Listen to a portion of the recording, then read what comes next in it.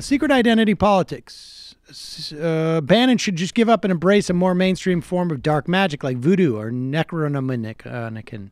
He couldn't quite make the cosmic horror Catholicism, economic nationalism thing work. You could use Trump as a vessel. Look. Yeah, fucking working on it. Let's talk Can about, I get $20 to go to the subway? I don't have much time here, but let me just do this story because this is important. And this gets to there's a couple of jobs this story does. So Steve Bannon is out at Breitbart, and that means that he has fallen from grace, or it's either means he's fallen from grace from the Mercers. This is Rebecca and Robert Mercer, who are the patrons of Breitbart, or it means that the Mercers can't afford to be seen with Bannon. Now, how is it that a multi-billionaire can't afford to be seen with somebody? And if you go back to this story, this is from McClatchy. In January, basically a year ago from now, Mercer's White House connections hang over IRS's attempt to collect $7 billion with a B from its hedge fund. The Internal Revenue Service is demanding a whopping $7 billion or more in back taxes from the world's most profitable hedge fund, whose boss, wealth and cyber savvy, helped Donald Trump pole vault into the White House. Since the IRS found in 2010 that a complicated banking method used by Renaissance, this is the Renaissance Technology LLC, is the hedge fund that Robert Mercer was the CEO of. He just recently stepped down.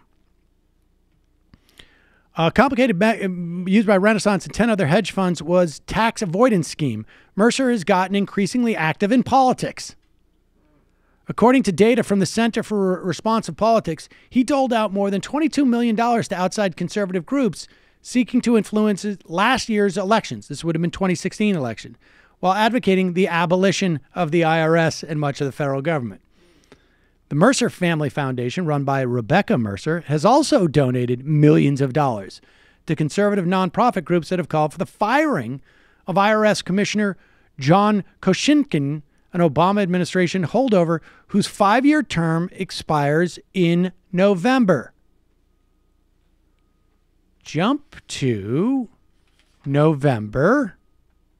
Remember, now Renaissance has an estimated worth of $97 billion. But, you know, $7 billion is not such chump change when even if you got 97. So we're in November. And Betsy Woodruff from Daily Beast reports Trump installs tax dodging expert as the head of the IRS. An attorney whose accounting firm helped clients avoid paying billions of dollars in taxes is poised to take control of the IRS. Ironic backstory for the man Donald Trump named to be the nation's tax collector in chief. So there is $7 billion riding on the Mercers maintaining their relationship with Donald Trump. Now, look, for me, I'm not going to get out of bed for anything less than $8 billion. But for chumps like the Mercers, they'll probably work pretty hard if it means spending a couple million or just firing Steve Bannon. They'll do it to literally save $7 billion. So that's important context to the Bannon story. Wow. All right, we're going to take one more phone call. World history, but also tax evasion, Steve. Yes. Sorry. Yeah, I was like, oh, do they think that the guy who replaces him at the IRS is just going to be like, never mind, you don't owe us money? And then I was like, oh yeah, it's Trump. Yep. In fact, that's what that piece from January, was full of experts saying, well, yeah, but it really doesn't matter who is appointed. Because if you're appointed to the IRS, you're not going to let $7 billion, you're not just wave that goodbye. They all said that, but I guess because they didn't realize that, oh, that's the way we're rolling now.